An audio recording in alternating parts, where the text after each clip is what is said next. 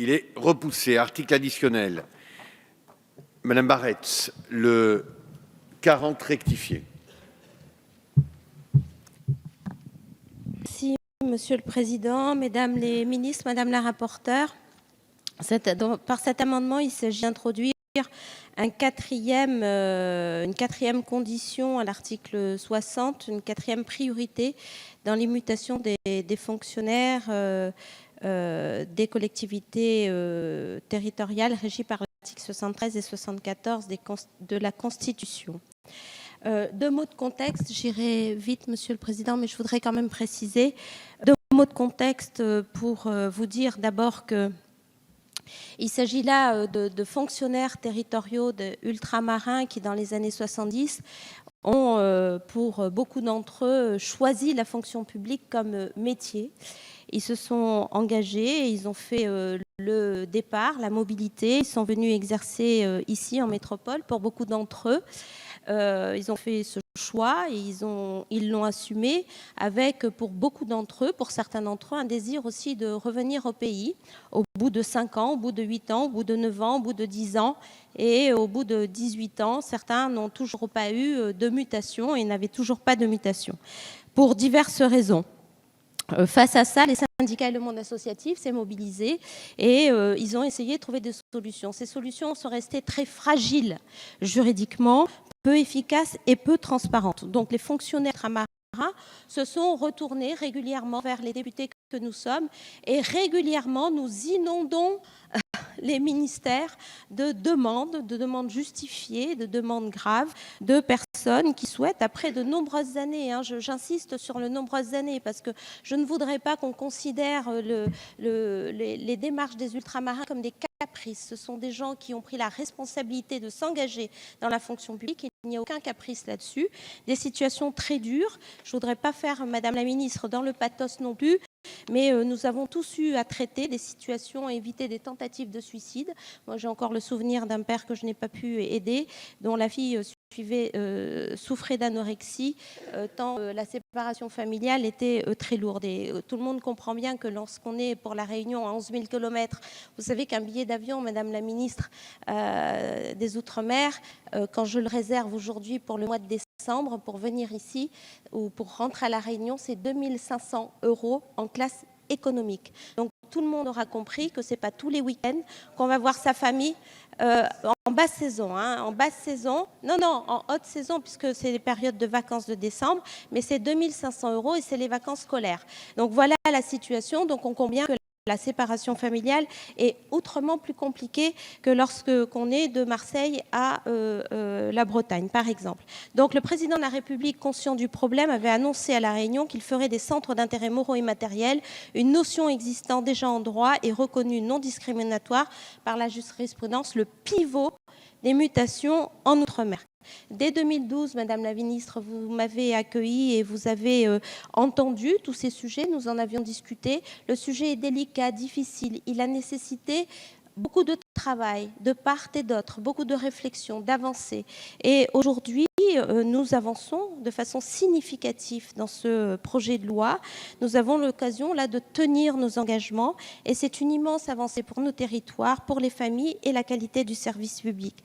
C'est pour traduire cela que nous avons avec les collègues ultramarins que je salue, au-delà du groupe socialiste bien sûr, les groupes GDR, le groupe 2RDP et UDI, engagé un travail constructif avec vos services, Madame. Et l'amendement de consensus que nous vous proposons aujourd'hui permettra à tous les fonctionnaires ayant un lien avec les Outre-mer, qu'ils y soient nés ou non, de rentrer plus facilement dans leur territoire. De plus, le dialogue social entre l'administration et les syndicats permettra d'accorder des bonus encore plus importants en fonction de la situation personnelle des agents en toute légalité. Grâce à cet amendement, non seulement l'État fera des économies et améliorera sa qualité de service, mais surtout il apportera une réponse aux situations dramatiques que vit chaque famille et des milliers de compatriotes. Et je voudrais terminer sur deux notions qui me paraissent essentielles. La première, c'est l'exemplarité. Lorsque des ultramarins font cet effort de la mobilité, la réussissent, se renforcent par l'expérience, quand ils reviennent sur des territoires blessés par le chômage et dans des situations sociales difficiles comme nous, ils servent d'exemplarité aux autres et ils donnent envie aux autres de tenter aussi l'expérience de la mobilité qui enrichit individuellement chaque personne et donc enrichit le collectif. Et enfin, c'est lorsque nous récupérons ces personnes qui ont été rodées à la difficulté, ça ressource notre tissu social, ça ressource nos territoires et nous en avons bien besoin, nous qui avons besoin de ces expérimentations qui rentrent, ces expériences qui rentrent sur nos territoires. Donc pour toutes ces raisons, Madame la Ministre, pour cet amendement et celui qui suivra, nous avons fait vraiment un travail extraordinaire et nous répondons vraiment à une grande attente sur nos territoires. Donc je vous remercie à toutes les deux pour votre travail. Merci. Merci, Madame Barretz. Au regard de l'importance de cet amendement, je vais laisser beaucoup plus de temps, hein, chacun l'aura compris. Madame la Ministre, que je salue. Madame la rapporteure. Ah oui, amendement identique, mais je ne crois pas qu'il soit... Ah oui, non, non.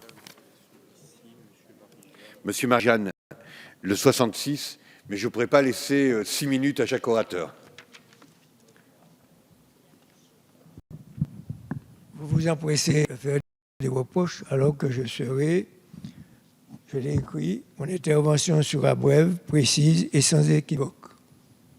Au nom de mes collègues Huguette Bello, Gabriel Serville, Bruno Nestorazio, Jean-Philippe Nilor et des autres membres du groupe Gauche, démocrate et républicaine, je soutiens sans réserve nos amendements initiés, il faut bien le rappeler, à la députée Erika Barrett concernant les demandes de mutation de nos compatriotes.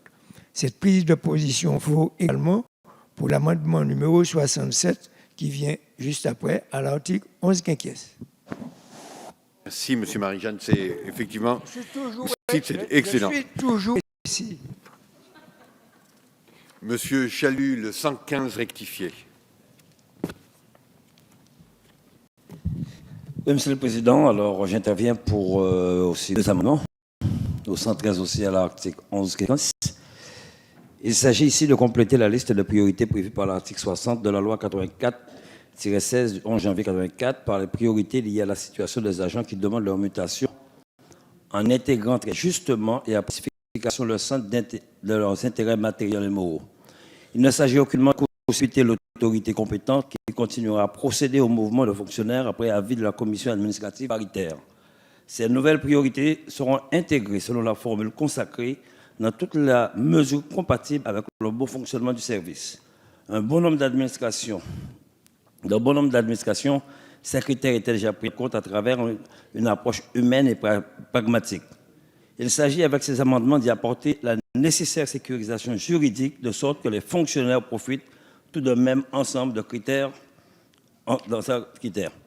Le premier amendement entend donner des outils pour établir un classement de demandes de mutation à partir de barèmes plus équitables et sécurisés juridiquement.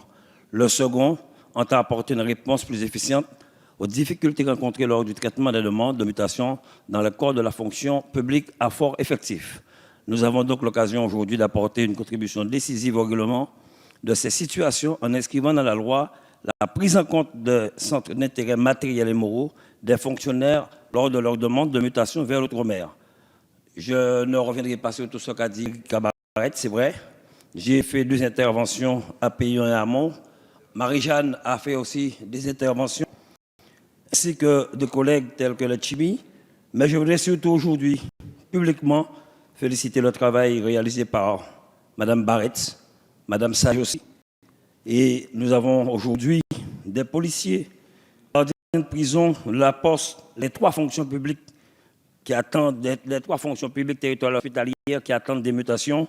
Si aujourd'hui en Guadeloupe, on vient de nous envoyer 35 gendarmes, c'est qu'il y a un besoin d'effectifs chez nous. On a des policiers qui attendent des mutations depuis des années et des familles qui se disloquent parce que le père est en France, la mère est en Guadeloupe et les enfants n'ont pas d'éducation comme il le faut.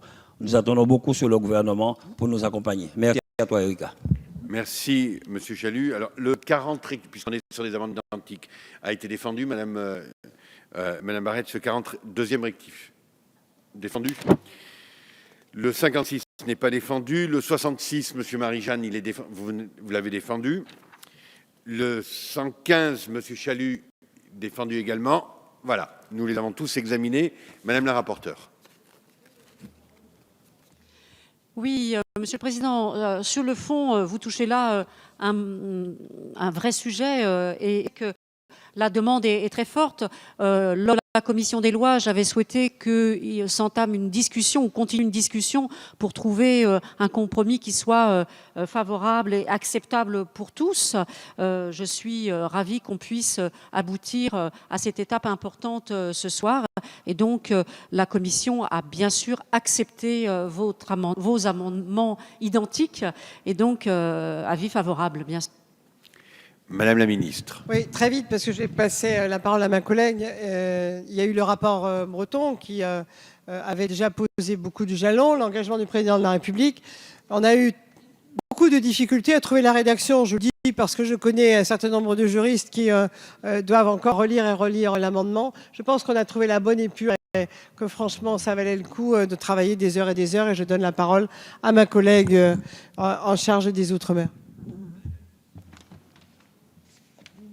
Monsieur le Président, il est vrai que c'est un moment important pour beaucoup de fonctionnaires ultramarins qui, depuis des années, évidemment, souhaitent, tout en servant la République, revenir un jour chez eux et qui ont les plus grandes difficultés. Donc depuis 2012, le Président de la République s'était engagé à ce que nous avancions sur ce terrain. Il l'avait redit à La Réunion et le député Le Breton avait fait un beau travail sur ce sujet. Donc au mois de juin, avec les députés ultramarins, nous avions échangé et nous nous étions promis d'arriver à avancer efficacement avec ma collègue Madame Lebranchu. Je me réjouis vraiment de voir que ce travail a été fait et qu'aujourd'hui, suite au rapprochement entre les parlementaires, Madame Lebranchu et le ministère des Outre-mer, eh bien, nous soyons en mesure de présenter un texte qui répond aux attentes des fonctionnaires ultramarins, puisqu'il va faciliter et assouplir les conditions qui sont demandées et qui en même temps respecte les principes de droit, puisque nous savons que le principe d'égalité est un principe auquel, évidemment, tout le monde est particulièrement attaché. Donc c'est un moment important. Il nous reste sans doute à voir comment élargir ce principe et ce texte à ce qui concerne la Nouvelle-Calédonie, mais dans la mesure où c'est un droit un peu particulier en Nouvelle-Calédonie, je crois qu'il vaut mieux que nous vérifions s'il est possible d'avoir le même régime ou un régime similaire pour ce qui concerne la fonction publique en Nouvelle-Calédonie. Et j'espère qu'on continuera à travailler et que d'ici le prochain moment où on va évoquer ce texte, nous soyons en mesure de vérifier si nous pouvons l'appliquer à la Nouvelle-Calédonie. En tout cas, je crois que ce qui se passera ce soir, si ce texte est adopté, cet amendement est adopté, ce sera à marquer vraiment d'une pierre blanche pour beaucoup de fonctionnaires ultramarins qui attendent ce jour depuis longtemps. Merci Madame la Ministre. Je vais donc mettre aux voix l'amendement 40 rectifié et suivant, puisqu'ils sont identiques. Avis favorable de Madame la rapporteure, avis favorable de Mesdames les ministres. Qui est pour? Qui est contre? Ils sont adoptés, unanimité. Chacun aura mesuré l'importance de ce vote.